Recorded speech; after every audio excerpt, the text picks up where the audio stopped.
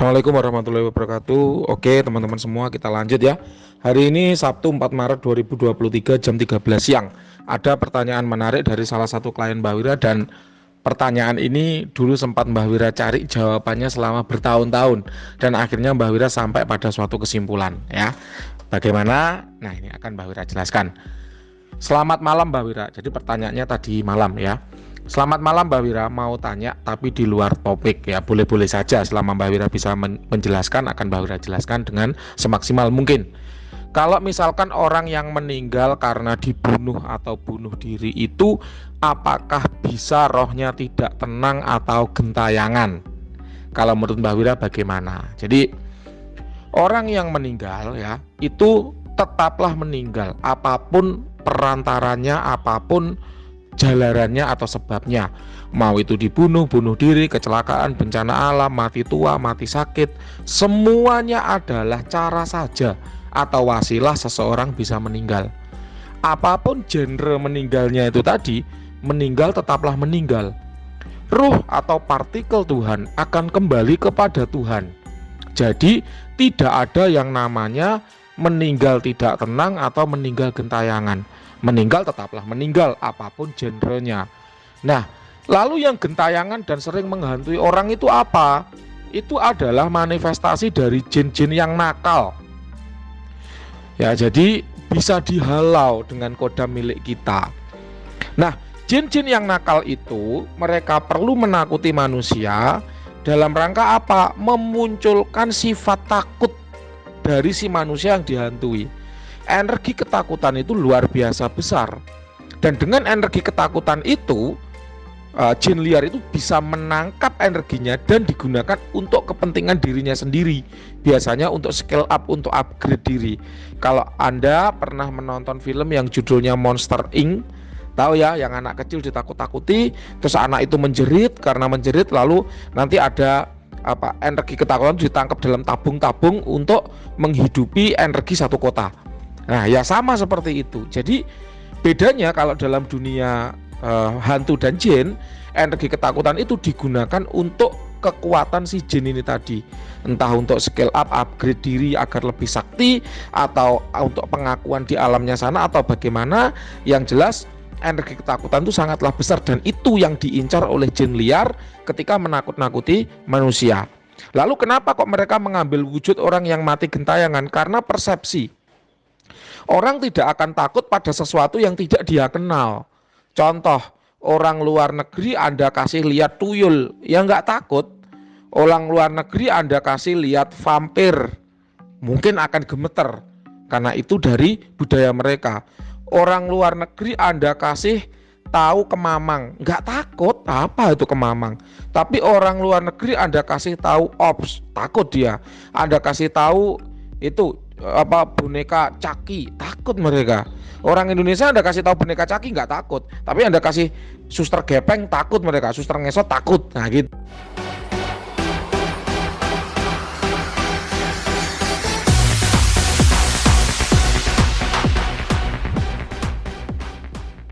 Jadi orang tidak akan takut atas sesuatu yang mereka tidak kenal. Ya, Mbah Wira lihat vampir Jiangxi itu yang loncat-loncat, ya nggak takut. Karena apa? Karena nggak kenal budaya itu. Tapi orang Cina Anda kasih tahu Jiangxi, wah bisa lari terkencing-kencing. Orang Jawa Anda kasih tahu Sadako, nggak takut. Apa itu hantu kok keluar dari TV kan gitu.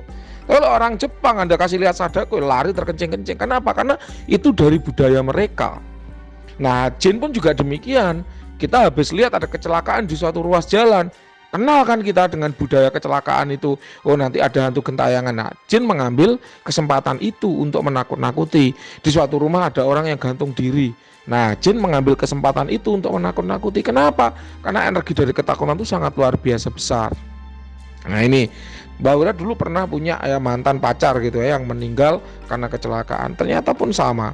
Mbak Wira dengan segala ilmu, daya, upaya, pengalaman, kemampuan, sempat mencari ruhnya itu ada di mana. Sempat Mbak Wira mencari bertahun-tahun. Ternyata memang tidak berjejak sama sekali. Kenapa? Karena ruh itu kembali ke alam barzah. Ketika seseorang itu meninggal, ruhnya akan kembali ke alam barzah. Alam barzah itu alam penantian. Dia di sana menanti sampai nanti hari kiamat tiba. Jadi sudah tidak ada di alam dunia lagi. Nah, antara alam satu dengan alam yang lain itu ditutupi oleh barrier, oleh hijab yang tebal, yang mana sekiranya itu adalah manusia biasa nggak akan bisa nembus. Entah kalau wali atau nabi.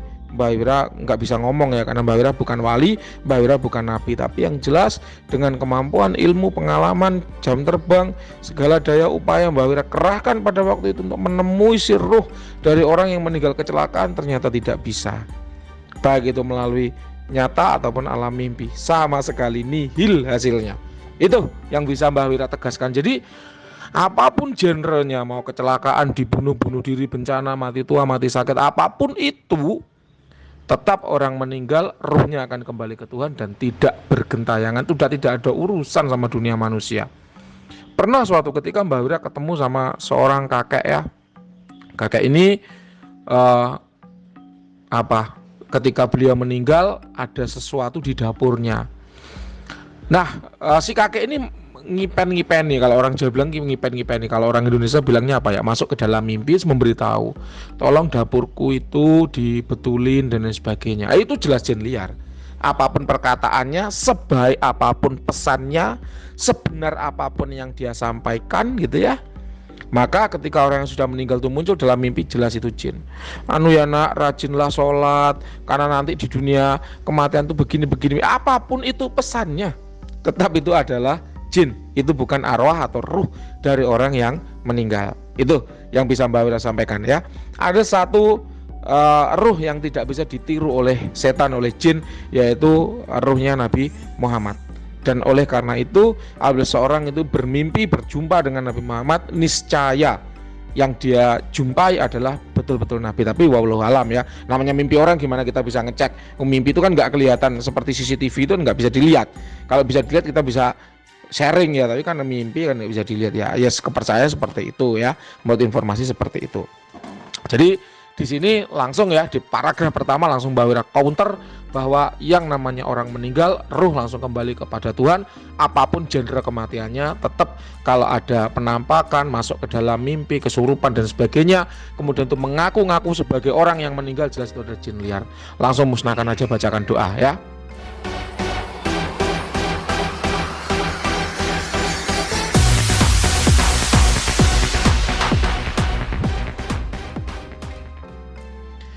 Nah kita lanjut ya. Oh gitu ya Mbah, soalnya tahun 2010 itu ibu saya meninggal karena nggak wajar, dibunuh sama laki-laki.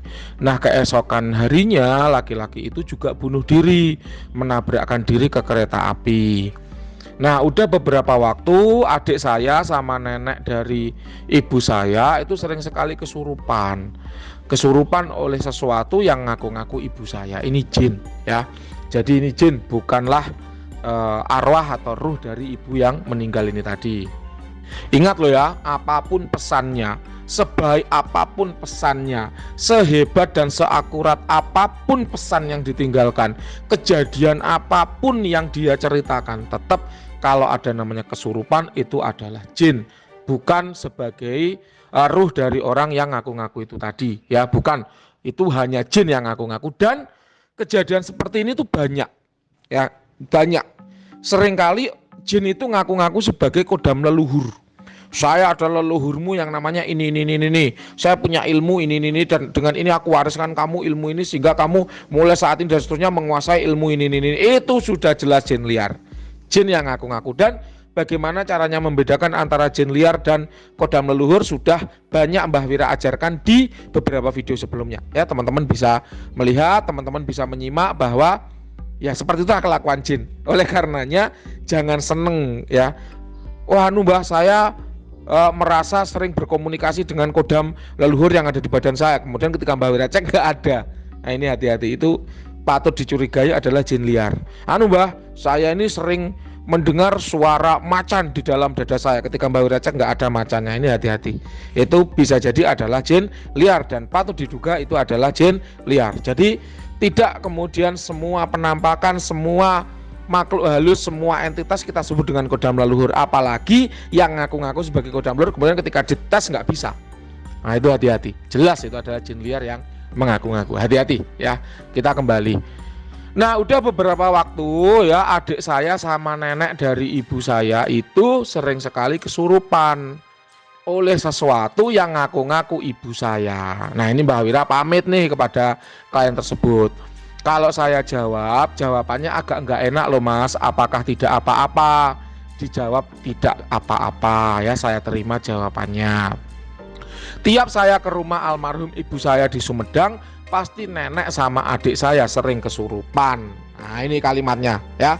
Tiap saya ke rumah almarhum ibu saya di Sumedang, pasti nenek sama adik saya sering kesurupan. Agamanya Islam, berarti Anda juga memahami apa itu ruh, konsep ruh kembali kepada Tuhan, berarti paham ya. Nah, jadi di sini Mbak Wira jelaskan tidak ada yang namanya arwah gentayangan ya. Setiap orang yang meninggal ruh kembali ke Allah, termasuk ibu Anda. Jadi begini ya. Dalam fenomena kesurupan itu ada yang namanya abreaksi. Itu adalah sebuah tekanan emosional yang berat. Kemudian saking beratnya tekanan emosional itu meluap-luap menjadi sesuatu yang tidak terkontrol. Nangis histeris, jerit-jerit yang sangat histeris, ketawa-ketawa yang sangat terbahak-bahak, tidak terkontrol. Itu adalah abreaksi. Fenomena abreaksi itu adalah luapan emosional yang terpendam. Biasanya orang-orang yang mengalami abreaksi adalah orang-orang yang dalam keadaan stres berat. Bisa saya duga nenek dari ibu Anda ini wanita, kemudian adik Anda ini juga wanita.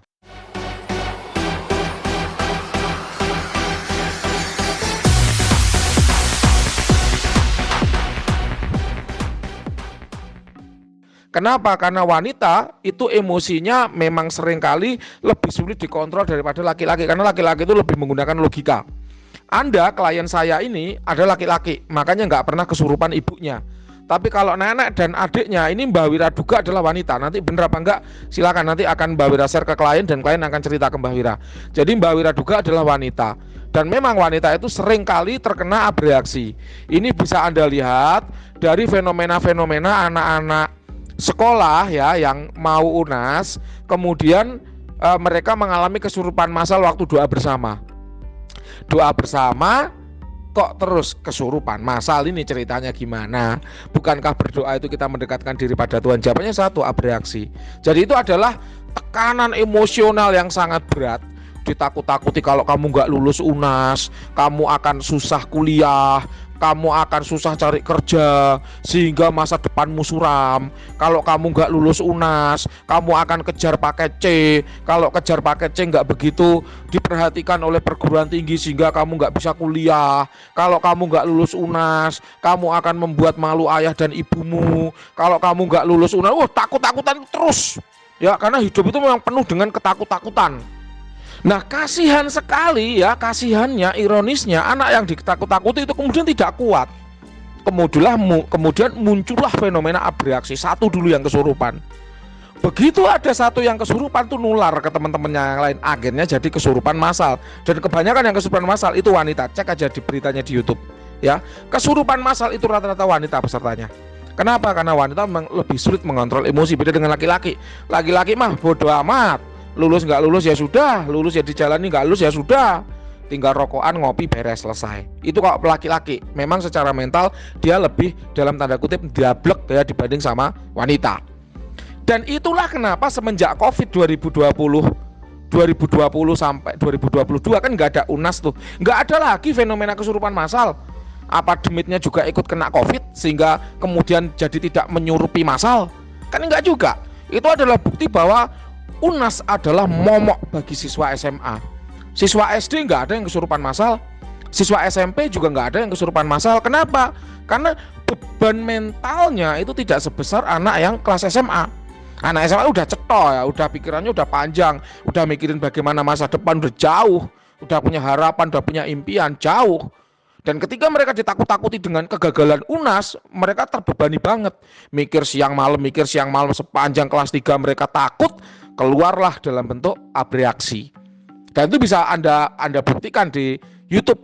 Anda cari apakah ada fenomena kesurupan massal selama Covid, jawabannya pasti nggak ada. Kenapa? Karena itu tadi, udah nggak ada UNAS, udah nggak ada alasan bagi abreaksi lagi gitu loh. Nah ini ya teman-teman ya, jadi perlu diketahui bahwa tidak semua fenomena kesurupan disebabkan oleh jin ya.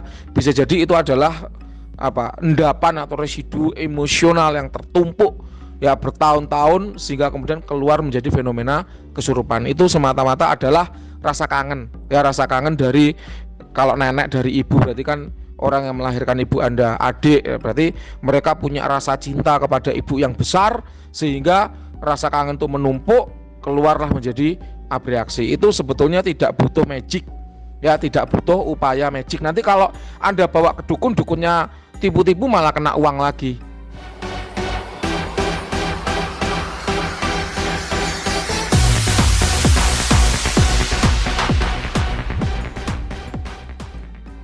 Itu solusinya apa? Anda bawa ibadah ya, Anda bawa ibadah, foto ibu Anda pajang yang besar gitu kan. Kalau kangen bisa ngelihat foto, kalau kangen bisa kirim doa gitu. Kenapa? Karena orang meninggal udah nggak ada urusan sama urusan dunia. Mereka hanya sibuk, kalau amal ibadahnya bagus ya, mereka hanya akan sibuk menanti kapan hari kiamat tiba, karena mereka sudah mendapatkan nikmat kubur.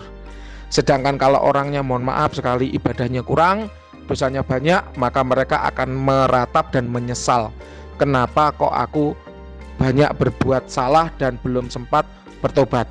Kenapa kok demikian? Karena mereka mendapat siksa kubur. Ini berlaku bagi siapapun orangnya, termasuk Mbak Wira juga sama ya.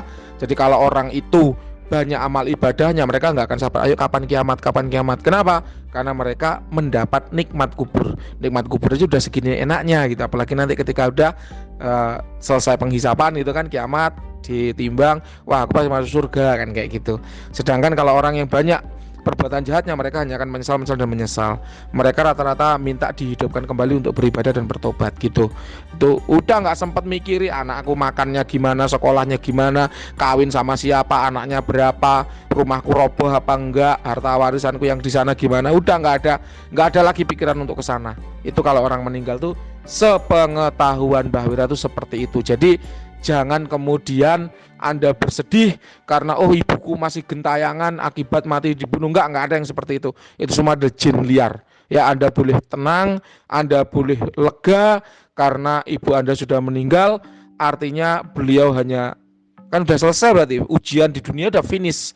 Beliau hanya tinggal menunggu satu lagi, yaitu kiamat. Setelah kiamat ya sudah lanjut di hari akhir yang kehidupan selanjutnya ya. Jadi udah selesai tugasnya di dunia kayak gitu. Dan jangan khawatir ya teman-teman, bahwa apapun kisah hidup kita itu dulu sudah ditunjukkan oleh Allah. Sebelum kita lahir itu sudah ditunjukkan kayak gini loh ya, alur cerita hidupmu itu kayak gini loh. Ditunjukkan adegan-adegan susahnya, ditunjukkan adegan-adegan indahnya. Lalu kalian ditanya, gimana, masih mau lahir nggak ke dunia? Nggak mau. Kalau nggak mau ya sudah, kalian tetap di alam ruh. Tapi kalau iya mau, ya udah kalian dilahirkan ke dunia. Apapun genrenya, apapun kisah hidup kalian, seperti apapun hidup kalian, sesedih, sesusah apapun itu sudah ditanyakan oleh Allah dan kalian setuju untuk menjalaninya. Jadi jangan sampai kita mengira oh kasihan orang tuaku, dan ya kalau memang Anda merasa kasihan, banyak doakan. Gitu aja. Itu Mbak Wira rasa lebih baik daripada Anda berpikir oh ibuku bergentayangan nyurupi adik, nyurupi orang tua dan sebagainya. Enggak, itu semua adalah jin liar. Jangan khawatir gitu. Semoga bisa menjawab pertanyaan Anda. Kalau ada kata-kata yang kurang berkenan, Mbak Wira mohon maaf, karena bagaimanapun juga ini adalah ibu ya. Ibu itu adalah sosok yang sensitif ya. Namanya ibu itu pasti namanya dijunjung tinggi, karena ya itulah ibu gitu ya. Jadi kalau ada kata-kata yang menyinggung atau kurang berkenan, Mbak Wira mohon maaf. Semoga menjelaskan ya, semoga Mbak Wira mampu menjelaskan kegelisahan Anda. Mulai sekarang nggak usah takut apa itu kesurupan. Seringkali itu adalah hanya fenomena abreaksi tanpa unsur magic apapun, tanpa unsur gaib apapun. Solusinya seperti yang Mbak Wira sampaikan tadi. Terima kasih, semoga berkenan. Selamat siang.